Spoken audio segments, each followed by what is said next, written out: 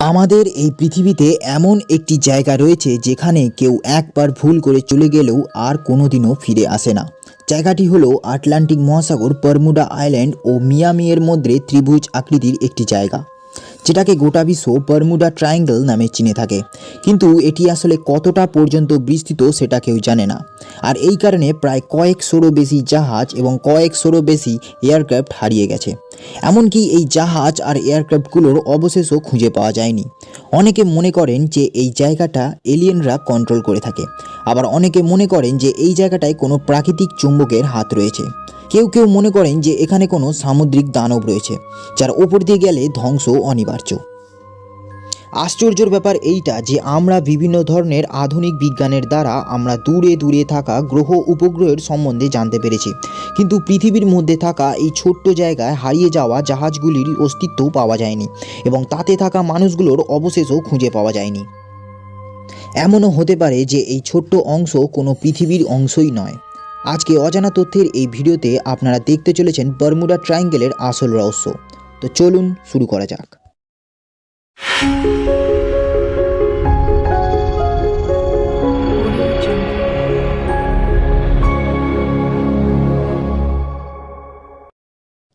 সালটা ছিল 4 December 1970। Pilot Bruce ক্যারগন তার ব্যবসার উদ্দেশ্যে অ্যান্ড্রুজ আইল্যান্ড থেকে ফ্লোরিডা কোস্ট যাওয়ার জন্য রওনা দেন। তখন ওই জায়গা বারমুডা ট্রায়াঙ্গেলের মতো ছিল না। তাছাড়া ব্রুস ক্যারগনের ওই জায়গাটার জন্য নতুন কিছু ছিল না, কারণ তিনি ওই রুট বরাবর অসংখ্যবার যাতায়াত করেছেন। তাই ব্রুস কোনো চিন্তা ছাড়াই রওনা দিয়েছিলেন, কিন্তু তিনি জানতেন না তার এই যাত্রাটা একটা আশ্চর্যজনক যাত্রা হতে চলেছে। যখনই ব্রুস যাত্রা শুরু করেন তখন তার সামনে এক আজব ঘটনা ঘটে। তার সামনে প্রচণ্ড ঝড় ওঠে, চারিদিকে কালো মেঘে আচ্ছন্ন হয়ে যায়। যদিও তিনি এটি সাধারণ ঝড় মনে করে সামনের দিকে এগিয়ে যাচ্ছিলেন। এই পর্যন্তই সব কিছু পারফেক্ট ছিল, কোনো সমস্যার সম্মুখেও পড়তে হয়নি। কিন্তু প্লেনটা যখনই 11,500 ফুট উচ্চতায় ওঠে তখন আরও একবার কালো মেঘ চারিদিকে দেখা দেয়। কিন্তু মেঘটা দেখতে টানেলের মতো পেঁচানো ছিল। হঠাৎ করে মেঘটি তার সামনে চলে আসার কারণে তিনি প্লেনটিকে নিয়ে মেঘের টানেলের মধ্যে ঢুকে পড়েন। মেঘের ভেতর ঢোকার পর তার চারিদিক অন্ধকারে ছেয়ে যায়। এসব দেখে ব্রুস অনেকটা ঘাবড়ে যায়। তিনি এই রকম মেঘ এর আগে কখনোই দেখেননি, কারণ এই মেঘ সাধারণ মেঘের থেকে সম্পূর্ণ আলাদা ছিল। এরপর সাদা আলোর ফ্ল্যাশিং শুরু হতে থাকে চারিদিকে। এটা দেখতে অনেকটা বিদ্যুৎ চমকানোর মতো ছিল, কিন্তু এটার কোনো শব্দ ছিল না, আর চতুর্দিকে কোনো বৃষ্টিপাতও হচ্ছিল না। তাছাড়া এই আলোগুলো সাধারণ আলোর চেয়ে বেশি উজ্জ্বল ছিল, আর এগুলো জালের মতো প্লেনের চারিদিকে ছড়িয়ে পড়ছিল। প্রায় 20 মিনিট ধরে ব্রুস প্লেনটিকে ওই মেঘের মধ্যে দিয়ে উড়িয়ে নিয়ে যাচ্ছিল। তিনি তখন বুঝতে পারলেন যে এই মেঘটা আগে একবার দেখেছিলেন, কিন্তু পার্থক্য এটা যে এই মেঘটা টানেলের মতো পেঁচানো ছিল। এসব দেখে তিনি অনেকটা ভয় পেতে লাগলেন।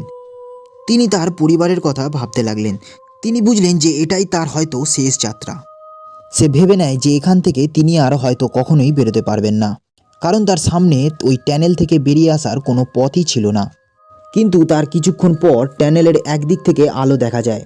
এটা দেখে তিনি প্লেনটাকে ওই আলোর দিকে নিয়ে যেতে থাকে।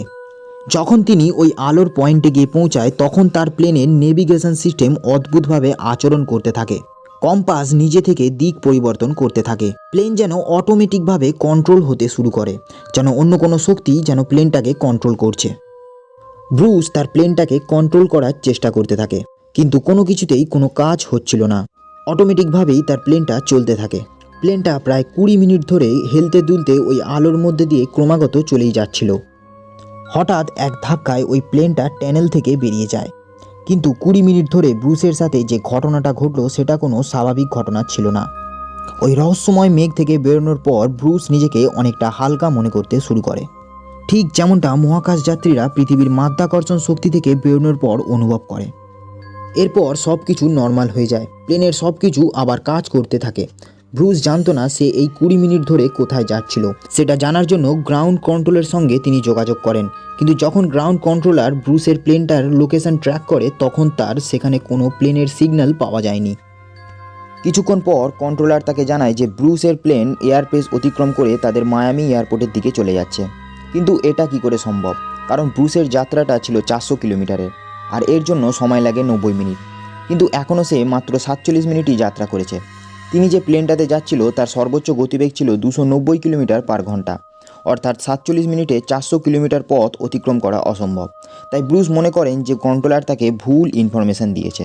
কিন্তু তারপর ব্রুসের সমস্ত ডাউট ক্লিয়ার হয়ে যায়, কারণ তারপর তার সামনে মায়ামি এয়ারপোর্ট দেখা যাচ্ছিল। অবশেষে সে মায়ামি এয়ারপোর্টে ল্যান্ড করলো।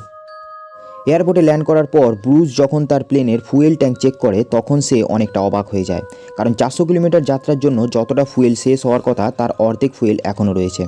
অর্থাৎ প্লেনটা মাত্র 200 কিলোমিটার পথ অতিক্রম করে মায়ামে গিয়ে পৌঁছায়। কারণ যেখানে অ্যান্ড্রুজ আইল্যান্ড থেকে মায়ামের দূরত্ব ছিল 400 কিলোমিটার, সেখানে মাত্র 200 কিলোমিটার যাত্রা করে কিভাবে পৌঁছলেন? এই রহস্য সমাধানের জন্য ব্রুস অনেক প্রফেসরের সঙ্গে যোগাযোগ করতে থাকেন, কিন্তু কেউ তাকে সঠিক উত্তর দিতে পারেননি। উল্টে ব্রুসকে বলতে লাগলো যে আপনার কোথাও ভুল হচ্ছে, এই রকম হওয়া অসম্ভব। অবশ্য পরে এটা নিয়ে একটা থিওরি লেখা হয়। বারমুডা ট্রায়াঙ্গেলে প্রায় কয়েকশোরও বেশি জাহাজ আর এয়ারক্রাফট ধ্বংস হয়ে গেছে। এই জায়গাটা নিয়ে অনেক লোকের জল্পনা রয়েছে। অনেকে মনে করেন যে এখানে কোনো অদ্ভুত শক্তি রয়েছে। একমাত্র ব্রুস ক্যারগন হলেন সেই ব্যক্তি যিনি এখনও পর্যন্ত এখান থেকে জীবিত ফিরেছেন।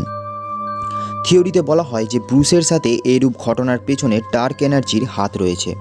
ডার্ক এনার্জি হলো সেই শক্তি যেটা ব্ল্যাক হোলের মতো অন্ধকারের টানেল বানিয়ে থাকে, যার মধ্য দিয়ে কয়েক হাজার কিলোমিটারের রাস্তা মাত্র কয়েক মিনিটেই অতিক্রম করা যায়। ব্রুস হয়তো এমনই কোনো টানেলের মধ্যে প্রবেশ করেন, আর এই কারণে সে মাত্র 400 কিলোমিটারের পথ 45 মিনিটে অতিক্রম করে ফেলে।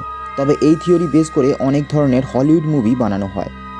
তবে আপনার এই থিওরি সম্বন্ধে কী মনে হয় কমেন্ট সেকশানে জানান। ভিডিও ভালো লাগলে একটি লাইক করবেন, চ্যানেলে নতুন হলে চ্যানেলটি সাবস্ক্রাইব করতে ভুলবেন না। দেখা হচ্ছে অন্য কোনো ভিডিওতে। ধন্যবাদ।